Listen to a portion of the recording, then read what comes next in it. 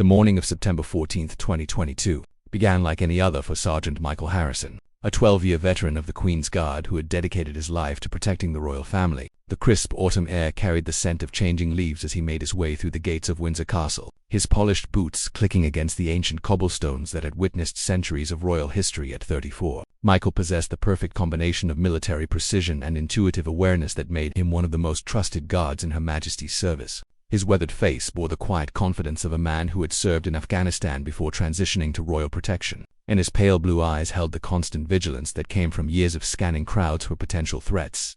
This particular morning felt different, though Michael couldn't quite articulate why. Queen Elizabeth II, at 96 years old, had been experiencing declining health, and the atmosphere at Windsor had grown increasingly tense as staff members whispered concerns about her condition. The Queen's doctors had been making more frequent visits, and her public appearances had been carefully limited to preserve her strength. Michael's assignment for the day was personal protection during the Queen's private morning walk through the castle's rose garden, a routine that had remained unchanged for decades despite her advancing age. She insisted on maintaining this simple pleasure, finding peace among the carefully tended flowers that bloomed in careful succession throughout the growing season. As Michael took his position outside the Queen's private apartments, he reflected on the profound privilege of his role. Unlike the ceremonial guards who stood motionless for tourists at Buckingham Palace, personal protection officers like himself were responsible for the actual safety and security of the royal family. They moved in shadows, anticipated dangers, and made split-second decisions that could mean the difference between life and death. The castle staff moved with their usual quiet efficiency, but Michael noticed subtle signs of increased concern. Dr. Patricia William,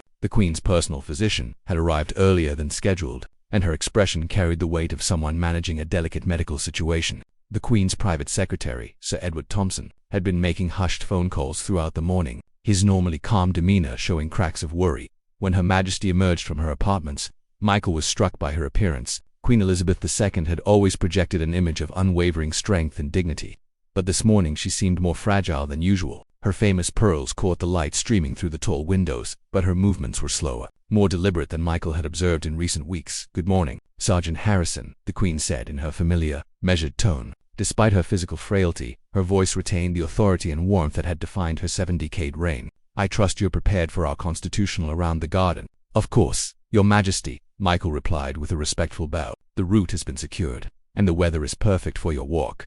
As they made their way through the castle's corridors toward the rose garden, Michael's trained eye automatically catalogued potential security concerns. The usual staff members were at their posts, the corridors were clear of any unusual activity, and his communication device crackled occasionally with routine check-ins from other security personnel positioned throughout the castle grounds.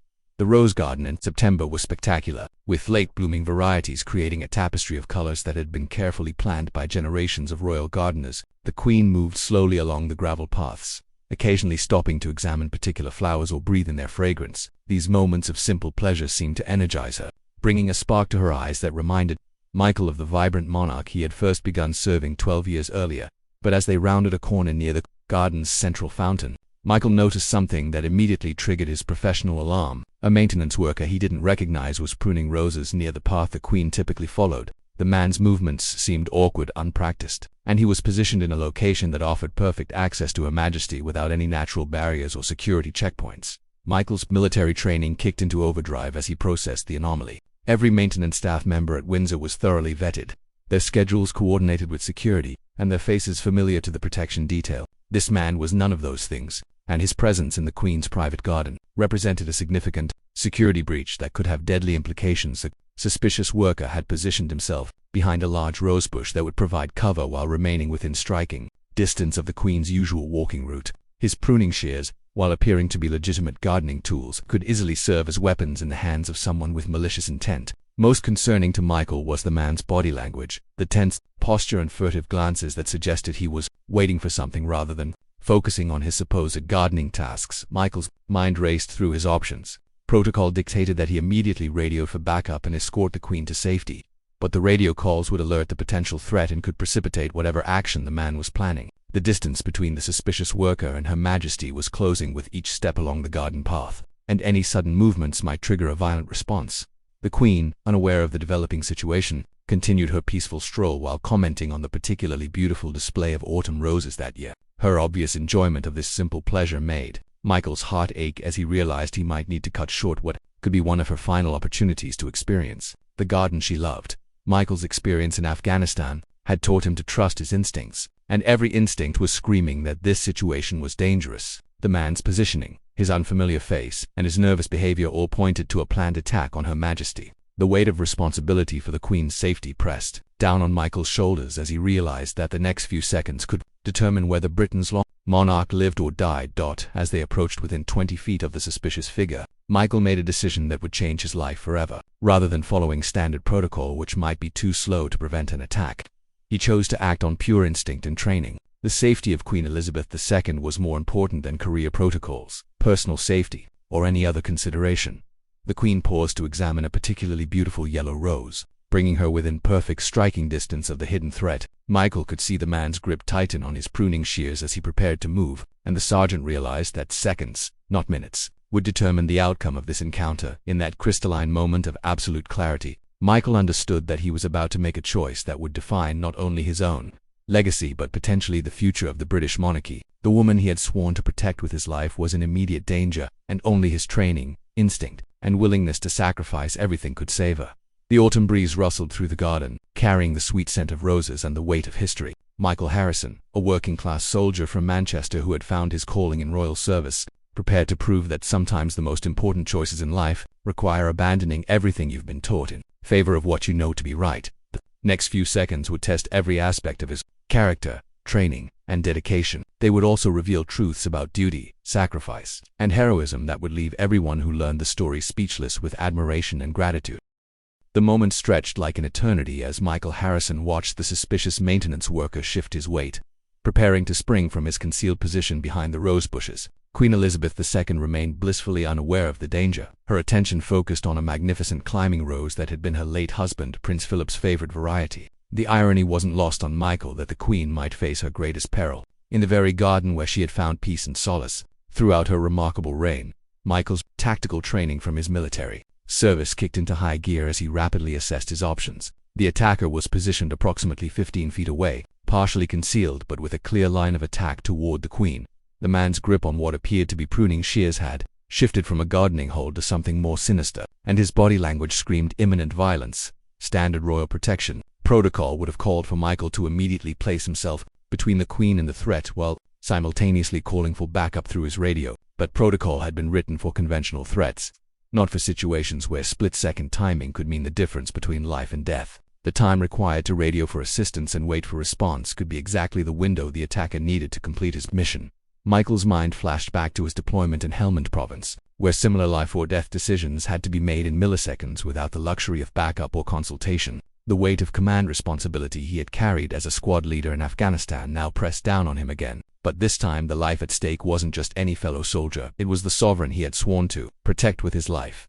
The Queen turned slightly to examine another rose, bringing her profile into perfect alignment with the hidden attacker's position. Michael could see the man's muscles tense as he prepared to move, and the sergeant realized that conventional protection methods would be too slow to prevent what was about to happen. Without warning, the attacker burst from his concealment, the pruning shears raised above his head as he lunged toward the Queen with deadly intent. His face, now visible in the bright September sunlight, was twisted with a kind of fanatical determination that Michael had seen in enemy combatants who were prepared to die for their cause. This wasn't a crime of opportunity or passion, it was a calculated assassination attempt. "Your Majesty," Michael shouted as he launched himself forward, his body moving with the fluid precision of countless hours of combat training. But even as he called out the warning, he knew that the elderly Queen's reaction time wouldn't be fast enough to avoid the attack. At 96, Her Majesty's reflexes, no matter how sharp her mind remained, it simply couldn't match the speed of a younger assailant's violent assault. Michael's choice in that critical moment would define the rest of his life and potentially change the course of British history. Rather than attempting to intercept the attacker or tackle him from the side, Michael made a decision that went against every instinct of self-preservation he possessed. He threw himself directly into the path of the attack, using his own body as a human shield to protect the Queen from harm. The impact came with brutal force as the attacker's momentum carried both men to the ground. In a tangle of limbs and violence, Michael felt the sharp pain of the pruning shears as they found their mark, but his focus remained entirely on ensuring that the Queen was protected from any further danger. The attacker, a man in his 30s with wild eyes and the lean build of someone driven by obsession, fought with the desperate strength of someone who knew this was his only chance. "Security breach in the Rose Garden," Michael managed to shout into his radio even as he grappled with the would-be assassin. Immediate medical assistance required. The struggle was fierce and brief, with Michael's superior training and determination ultimately overwhelming the attacker's fanatical resolve. Queen Elizabeth II, despite the shock of the sudden violence, demonstrated the remarkable composure that had characterized her entire 7-decade reign. Rather than fleeing or collapsing in fear, she remained standing near the rose bushes, her eyes wide with concern not for herself but for the guard, who had just risked everything to protect her. "Sergeant Harrison," she said, her voice steady despite the chaos, "are you badly injured?" The concern in her tone was genuine and personal, reflecting the deep appreciation she held for those who served the crown with dedication and courage. Michael, still restraining the subdued attacker while blood seeped through his uniform, managed a weak smile. "Nothing I can't handle, Your Majesty. Are you unharmed?" His training compelled him to prioritize her safety even while dealing with his own injuries and the captured threat. Within minutes, Windsor Castle's security response team flooded the Rose Garden, followed closely by medical personnel and senior royal protection officers. The scene quickly transformed from a peaceful morning walk into a complex crime scene requiring careful management and investigation. Detective Chief Inspector Sarah Mitchell of the Metropolitan Police's Royalty and Diplomatic Protection Department arrived to take charge of the investigation. A 20-year veteran of royal security, she had never encountered an actual assassination attempt despite preparing for such scenarios throughout her career. The reality of how close they had come to a national tragedy was sobering for everyone involved. The attacker, identified through rapid database searches as David Coleman, a 32-year-old unemployed mechanic from Birmingham with a history of mental illness and anti-monarchy extremism, had somehow managed to bypass multiple layers of Windsor Castle's security systems. The investigation into how he had gained access to the Queen's private garden would raise serious questions about royal protection protocols. Dr. Williams arrived to examine both the Queen and Michael, her medical training taking priority over the chaos surrounding the incident. Her preliminary assessment revealed that Michael had sustained a deep laceration to his left shoulder and several bruised ribs, while the Queen appeared physically unharmed, though understandably shaken by the encounter. "Sergeant Harrison," Dr. Williams said as she worked to stem the bleeding from his shoulder wound, "you're going to need surgery to repair this properly, but you've likely saved your own life by keeping moving during the attack. If you had remained stationary, the injuries could have been fatal." The Queen, who had remained nearby despite repeated suggestions that she return to the safety of the castle, approached Michael as the medical team prepared to transport him to the Windsor Medical Facility. Her expression carried a mixture of gratitude, concern, and a deep respect that comes from witnessing true heroism in action. "Sergeant Harrison," she said, her voice carrying the full weight of royal authority mixed with genuine human emotion, "your actions today represent the very best of British service and sacrifice. You have my personal gratitude and that of the entire royal family." Michael, despite his injuries and the medication being administered by the medical team, struggled to maintain proper protocol. "Your Majesty, I was simply doing my duty. Any of us would have done the same thing." The Queen's response would be remembered by everyone present for years to come. "No, Sergeant, what you did today went far beyond duty. You made a conscious choice to place my life above your own safety, and that choice reveals the kind of character that makes our realm strong."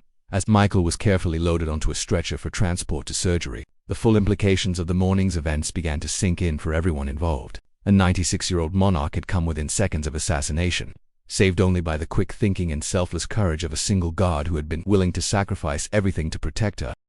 The private medical wing at Windsor Castle had never hosted such an extraordinary patient as Sergeant Michael Harrison, whose heroic actions were already sending shockwaves through the highest levels of British government. As he emerged from surgery to repair the severe shoulder laceration inflicted during his life-saving intervention, Michael found himself at the center of a security investigation that would reshape royal protection protocols forever. Dr. James Peterson, the royal family's chief surgeon, had worked through the night to repair the complex damage caused by the attacker's weapon. The pruning shears had penetrated deeply into Michael's shoulder, missing major arteries by mere millimeters, in what Peterson would later describe as miraculous luck that prevented a fatal injury. The surgeon's preliminary report noted that Michael's decisive movement during the attack had actually saved his own life while protecting the Queen. Michael awoke to find his hospital room filled with flowers, cards, and gifts from people throughout Britain who had learned of his heroic actions through carefully managed media reports. The official story, crafted by the Royal Communications team, focused on the guard's bravery while maintaining necessary security protocols about the specifics of royal protection procedures. But the most significant visitor was Detective Chief Inspector Sarah Mitchell, who arrived with a briefing that would reveal the true scope of what Michael had prevented. The investigation into David Coleman, the would-be assassin, had uncovered a plot far more complex and dangerous than anyone had initially realized. "Sergeant Harrison," DCI Mitchell began, her voice carrying the weight of shocking discoveries. "What you stopped yesterday wasn't just an individual attack. Coleman was part of a coordinated domestic terror cell that had been planning this assassination for over 18 months. The revelation hit Michael like a physical blow. His split-second decision to act on instinct rather than protocol hadn't just saved the Queen from one deranged individual, it had disrupted an organized conspiracy that could have plunged Britain into constitutional crisis during one of the most delicate periods in recent royal history. Coleman's interrogation had revealed connections to 3 other conspirators who had infiltrated various levels of Windsor Castle's support staff over the past year. The maintenance worker credentials that had allowed him access to the Rose Garden were part of an elaborate identity theft scheme that had fooled even the castle's sophisticated background-checking systems. The plan was to assassinate Her Majesty during what they knew was her most vulnerable routine, the morning garden walk, Mitchell explained. They had studied her patterns for months, identified the security gaps, and positioned Coleman for what they believed would be the perfect opportunity. Michael's mind reeled as he processed the implications. His decision to trust his instincts about Coleman's suspicious behavior had prevented not just murder, but a carefully orchestrated attack that could have succeeded if he had followed standard protocol and called for backup first. The investigation had also revealed that the conspirators had planned to escape in the confusion following the attack. With getaway routes mapped and false identities prepared, Coleman's capture had led police to safe houses containing evidence of additional plots against other members of the royal family, including detailed surveillance reports and architectural plans of various royal residences. Your actions didn't just save the Queen's life, Mitchell continued. They prevented what could have been the most successful attack on the British monarchy in modern history. The ripple effects of such an assassination during this period of royal transition could have been catastrophic for national stability.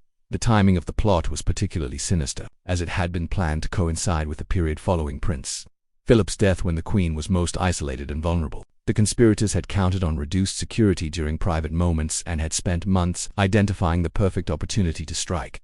Michael's recovery became a matter of national interest, with updates on his condition carefully managed by royal communications staff. The official narrative praised his quick thinking and dedication while avoiding specific details that might compromise future security operations. But behind the scenes, Michael's actions were triggering a complete overhaul of royal protection procedures. Commander Patricia Hayes, head of the Metropolitan Police's Royalty Protection Unit, was conducting the most comprehensive security review in decades, with Michael's instinctive responses serving as a case study in effective threat assessment.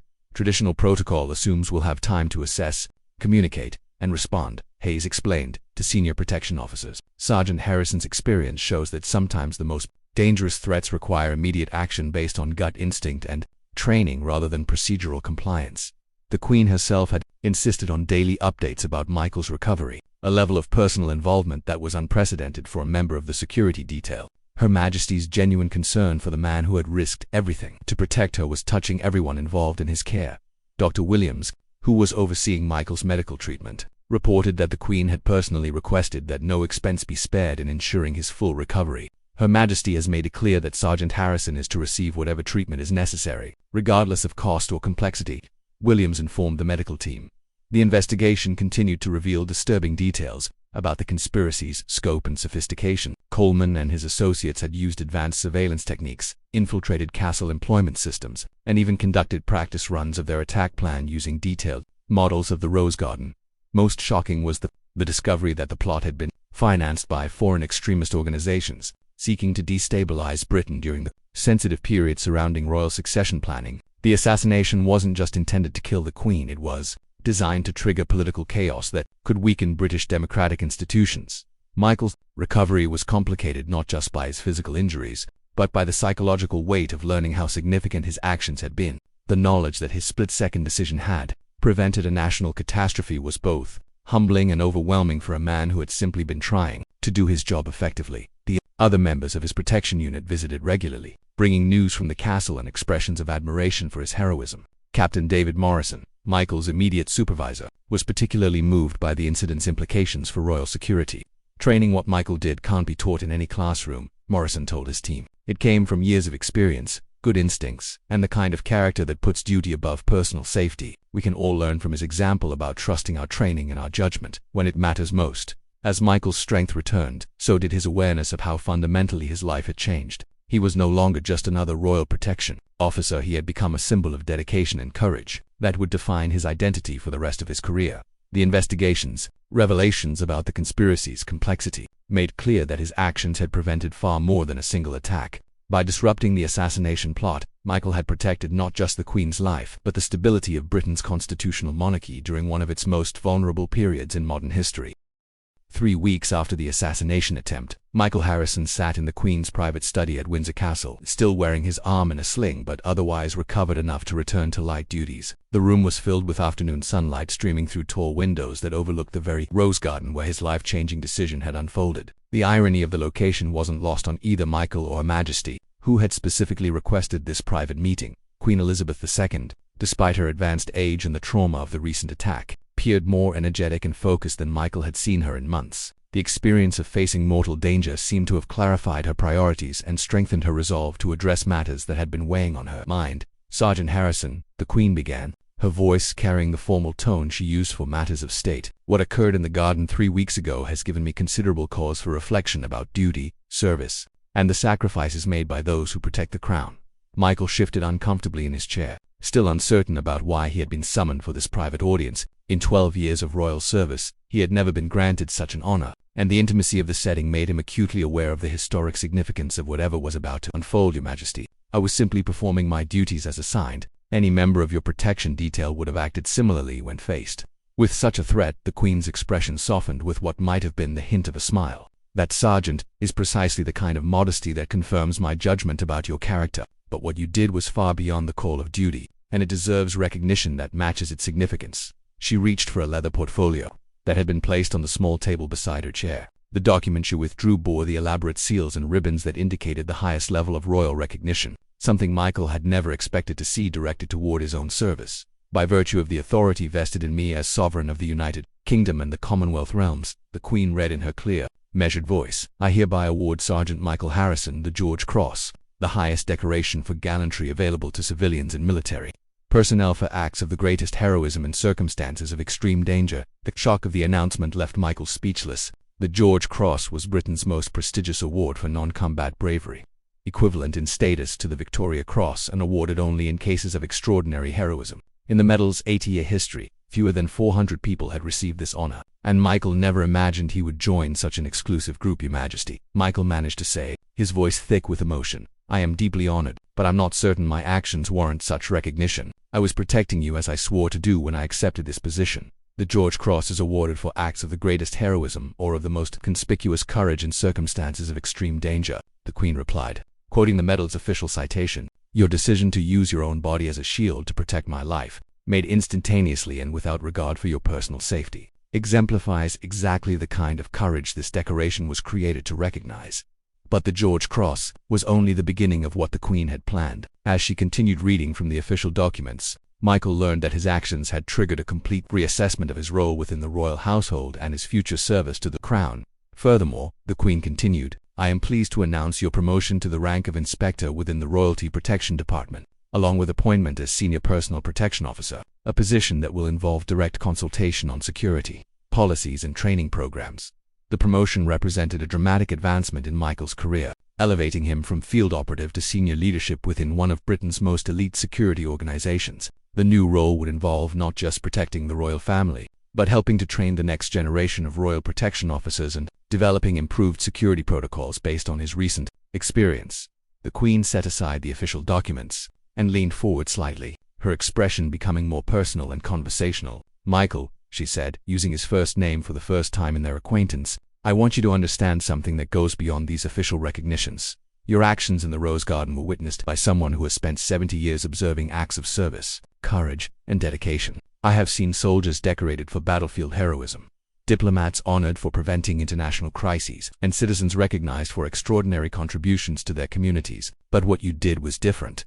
Michael listened intently, struck by the personal nature of the Queen's words and the obvious sincerity in her voice. "You made a choice in a split second that revealed the true nature of your character, not the character you present in formal situations or the persona you maintain in your professional role, but the authentic person you are when faced with the ultimate test of your values and principles." The weight of Her Majesty's words settled over Michael as he began to understand the deeper significance of what had occurred. His decision to act on instinct rather than protocol had revealed something about himself that he hadn't fully recognized before the crisis.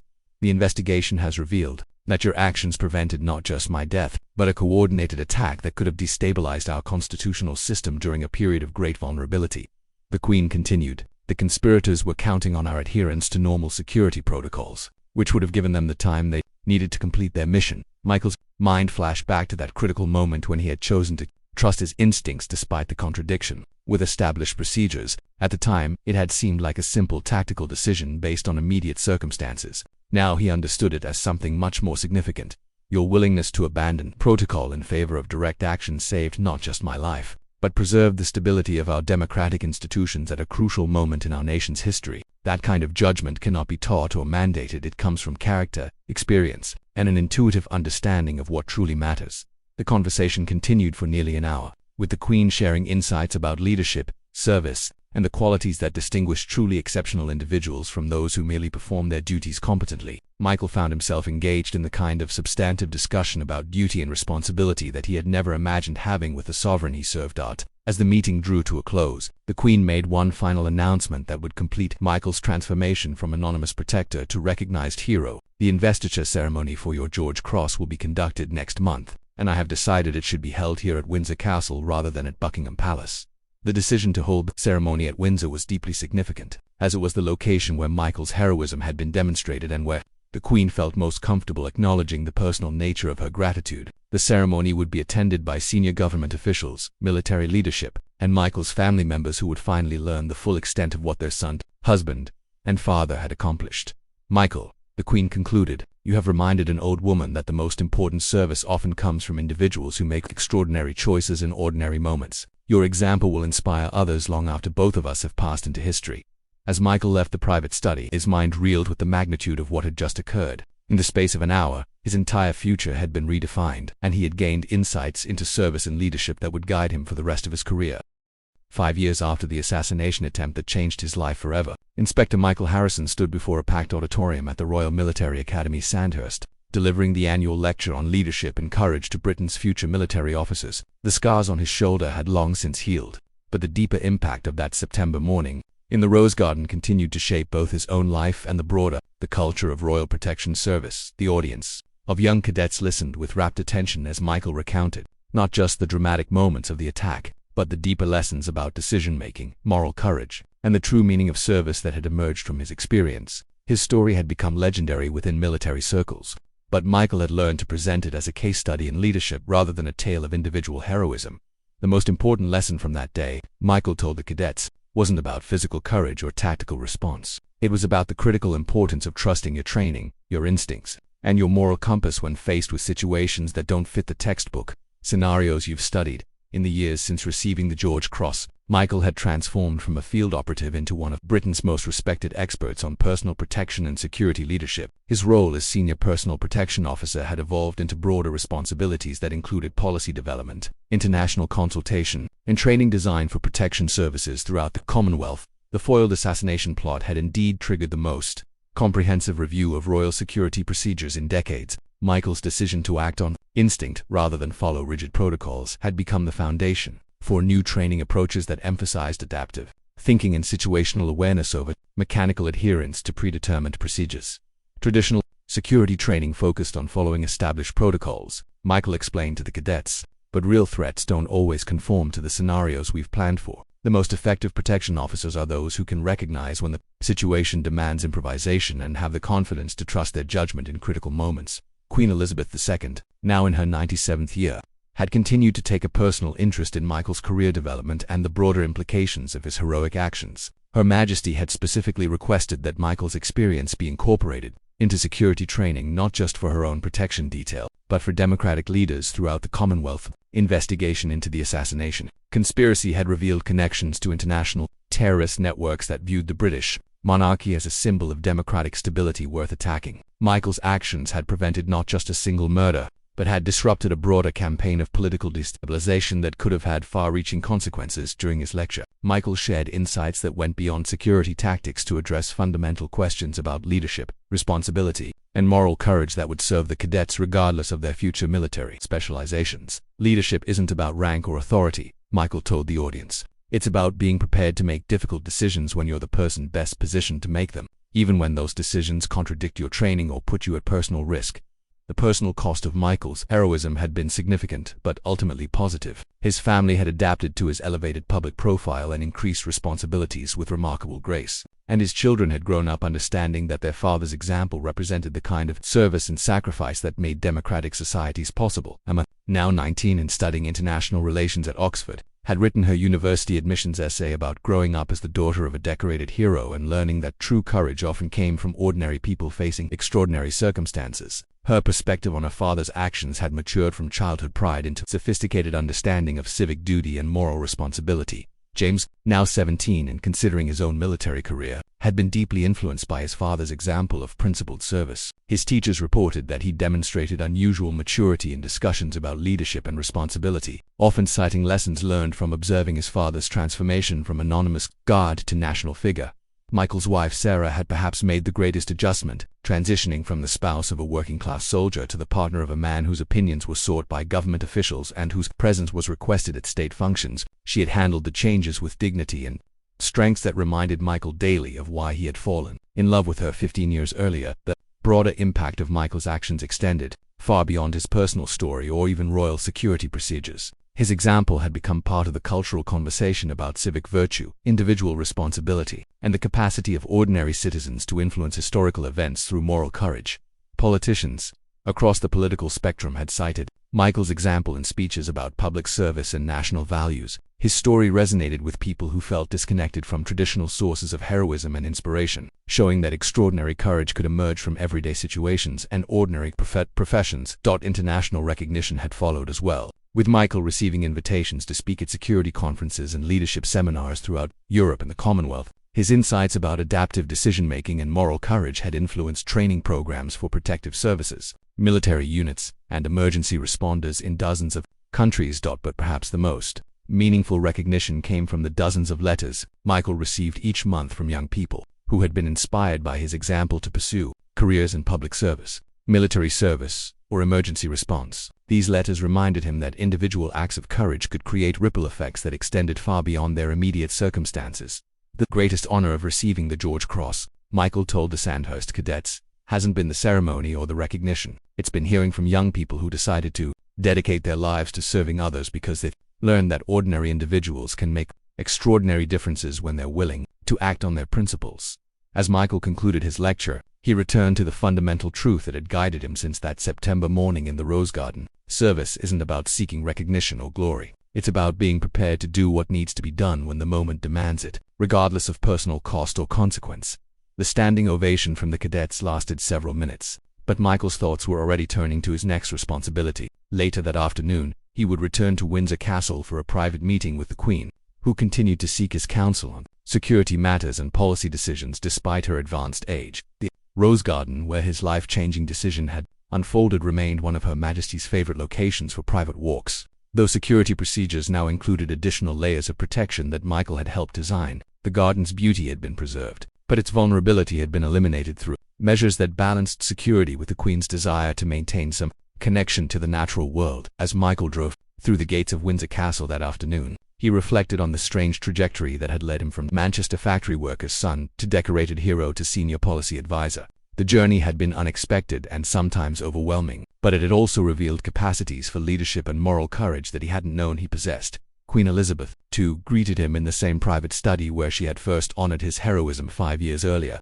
Now frail but still mentally sharp, she continued to demonstrate the qualities of wisdom and grace that had defined her remarkable reign. "Michael," she said, using the informal address that had become their custom, "your influence on royal protection and security policy has exceeded even my highest expectations. But more importantly, your example has reminded us all that individual courage remains the foundation of everything worth protecting in our society." Their conversation that afternoon ranged across topics from current security challenges to the broader questions about leadership and service that would face Britain in the years ahead. Michael's transformation from anonymous guard to trusted advisor was complete, but his fundamental commitment to protecting the values and institutions that made democratic society possible remained unchanged. As he prepared to leave the castle that evening, Michael paused in the corridor that led past the Rose Garden. Through the windows, he could see the carefully tended flowers that bloomed in the same location where his split-second decision had changed the course of his life and potentially the history of the British monarchy. The truth that had left everyone speechless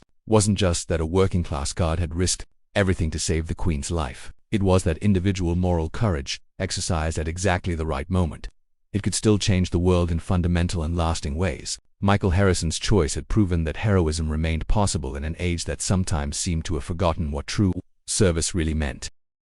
The investiture ceremony at Windsor Castle on October 15, 2022 was unlike any royal recognition event in recent memory. The Queen had personally overseen every detail of the arrangements, ensuring that Michael Harrison's George Cross ceremony would reflect both the formal dignity of royal tradition and the deeply personal nature of her gratitude for his life-saving actions. Michael's family had traveled from Manchester for the historic occasion, still struggling to comprehend how their son, husband and father had become a national hero. His wife Sarah, a primary school teacher who had married him when he was still serving in Afghanistan, sat in the front row of St. George's Chapel wearing her best dress and an expression of pride mixed with lingering shock about recent events. Their two children, Emma, aged 14, and James, aged 12, had been given special permission to attend the ceremony despite their youth. Both children had struggled to understand the magnitude of their father's actions, but they grasped enough to know that he had done something extraordinary that had made the entire nation proud. Michael's parents, Thomas and Margaret Harrison, working-class people from Manchester who had raised their son with strong values about service and sacrifice, could barely contain their emotions as they watched their boy receive the highest honor available to British citizens. Thomas, a retired factory worker, had served briefly in the Royal Navy in his youth and understood the significance of military recognition better than most. The ceremony itself was conducted with the full pageantry of royal tradition, but Queen Elizabeth II had insisted on adding personal touches that reflected her genuine appreciation for Michael's heroism, rather than the standard formal presentation typical of such events. She had requested a more intimate setting that would allow for meaningful interaction between herself and the hero she was honoring, Inspector Michael Harrison, the Queen announced as he approached the investiture platform, using his new rank for the first time in public. Your actions on September 14th of this year exemplify the highest traditions of British service and personal courage. The formal citation was read by the Lord Chamberlain, whose voice carried throughout the chapel as he recounted the official version of Michael's heroics, for conspicuous gallantry in preventing a serious attack upon Her Majesty the Queen, displaying exceptional courage and complete disregard for personal safety in circumstances of extreme danger. But it was the Queen's personal words that elevated the ceremony beyond routine recognition into something historically significant. As she pinned the George Cross to Michael's uniform, she spoke directly to him in a voice that carried throughout the chapel and would be remembered by all who witnessed the moment. Inspector Harrison, your instantaneous decision to place my life above your own safety represents the finest example of what it means to serve the crown and the realm. Your courage under fire and your intuitive understanding of duty have set a standard that will inspire future generations of those who dedicate their lives to protecting others. The moment was captured by photographers and video who would ensure that images of the ceremony reached every corner of the Commonwealth. But for Michael, standing at attention as the Queen honored his service, the most meaningful aspect was seeing his family's faces in the audience and knowing that his children would grow up understanding that extraordinary courage was possible for ordinary people. Following the formal investiture, the Queen had arranged for a private reception where Michael's family could meet Her Majesty personally and share in the celebration of his recognition. This unprecedented access was another indication of how deeply his actions had affected the sovereign he had protected. Mrs. Harrison, the Queen said as she was introduced to Michael's wife, you must be extraordinarily proud of your husband's courage and dedication. His actions have earned the gratitude of the entire royal family and the British people. Sarah Harrison, still somewhat overwhelmed by the surreal nature of the situation, managed to respond with grace and genuine warmth. Your Majesty, Michael has always been dedicated to his service, but what happened in the garden showed me sides of a character that even I hadn't fully recognized. After 15 years of marriage, the Queen's interaction with Michael's children was particularly touching, as she took time to speak with them individually about their father's heroism and the importance of understanding that true courage often emerges from people who see themselves as simply doing their jobs. Emma and James, the Queen said to the teenagers, your father made a choice that day that revealed the kind of person he truly is. You should know that his bravery has made me safer, but more importantly, it has shown all of us what real heroism looks like. The children, initially shy in the presence of the monarch, gradually warmed to Her Majesty's genuine interest in their thoughts and feelings about their father's transformation from anonymous guard to national hero. Emma, the elder of the two, surprised everyone by asking a question that revealed remarkable maturity. Your Majesty, Emma said with careful politeness, was my father scared when he decided to protect you? I would have been terrified. The Queen's response demonstrated why she had earned respect and affection of millions throughout her long reign. My dear, I believe your father was probably very frightened. just as any sensible person would be in such a dangerous situation. But true courage isn't the absence of fear, it's doing what needs to be done despite being afraid. That's what makes his actions so admirable. The media coverage of the investiture ceremony was extensive and overwhelmingly positive, with newspapers throughout the Commonwealth carrying front-page stories about the guard who had risked everything to save the Queen. The timing of the recognition, coming during a period of national reflection about service and duty, resonated deeply with the British public. What international coverage was equally significant, with news organizations around the world reporting on the ceremony as an example of the enduring values that defined British society. The story of an ordinary soldier whose split-second decision had prevented a national catastrophe captured imaginations far beyond Britain's borders, but perhaps the most meaningful recognition came from Michael's fellow protection officers, who organized a private celebration following the official ceremony. These were men and women who understood better than anyone else the pressures and responsibilities of royal protection work, and their respect for Michael's actions carried special weight. Captain David Morrison, Michael's former supervisor and longtime friend, addressed the gathering of protection officers with words that captured the impact of Michael's heroism on their professional community. What Michael did that day in the Rose Garden represents everything we aspire to as royal protection officers. He saw a threat, trusted his instincts, and acted decisively to protect the person we've all sworn to defend. The gathering included officers from all levels of the royal protection hierarchy, from junior guards to senior commanders, all united in their recognition of Michael's exceptional service. Many shared stories of their own close calls and difficult decisions, but all acknowledged that Michael's actions had set a new standard for courage under pressure. Detective Chief Inspector Sarah Mitchell, who had led the investigation into the assassination plot, provided updates on the continuing legal proceedings against the conspirators. The evidence gathered during the investigation had revealed the full scope of the threat Michael had disrupted, making his actions even more significant in retrospect. The prosecution case is proceeding smoothly, Mitchell informed the group, and the evidence clearly shows that Inspector Harrison's intervention prevented what would have been the most serious attack on the monarchy in modern history. The conspirators had planned for every contingency except encountering someone willing to act outside established protocols based on pure instinct and training. The legal proceedings would continue for months, but the broader implications of the foiled plot were already reshaping royal protection procedures. Michael's new role as senior personal protection officer would involve incorporating lessons learned from his experience into training programs and operational guidelines. Commander Patricia Hayes, head of the Royalty Protection Unit, announced that Michael's actions were being studied as a case example in protection training programs throughout the Commonwealth. Inspector Harrison's decision-making process and tactical response will be taught to protection officers for years to come, she explained. His example shows that sometimes the most effective protection comes from trusting your training and instincts rather than following rigid protocols. The celebration continued late into the evening, with officers sharing stories and insights about the unique challenges of royal protection work. For Michael, the gathering represented something even more valuable than official recognition: the respect and admiration of colleagues who truly understood what he had accomplished. As the evening wound down, Michael found himself reflecting on how dramatically his life had changed in the space of just 1 month. The anonymous guard who had begun that September morning with routine duties had become a decorated hero, a senior officer, and a symbol of the values that defined royal service.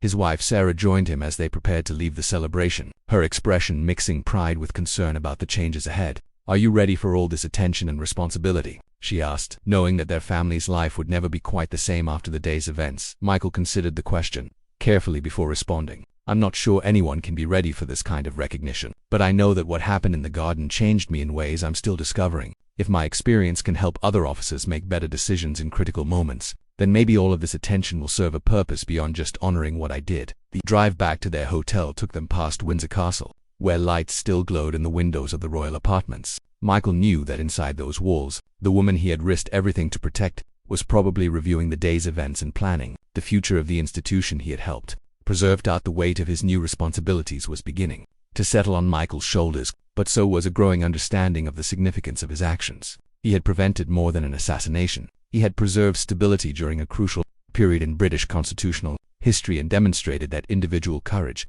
it could still make a difference in an increasingly complex world. The George Cross on his chest felt heavier than its actual weight, carrying with it the expectations of a nation and the responsibility to live up to the heroic example he had set. But Michael was beginning to understand that true heroism wasn't about seeking recognition or glory. It was about being prepared to do what needed to be done when the moment demanded it, regardless of personal cost or consequence.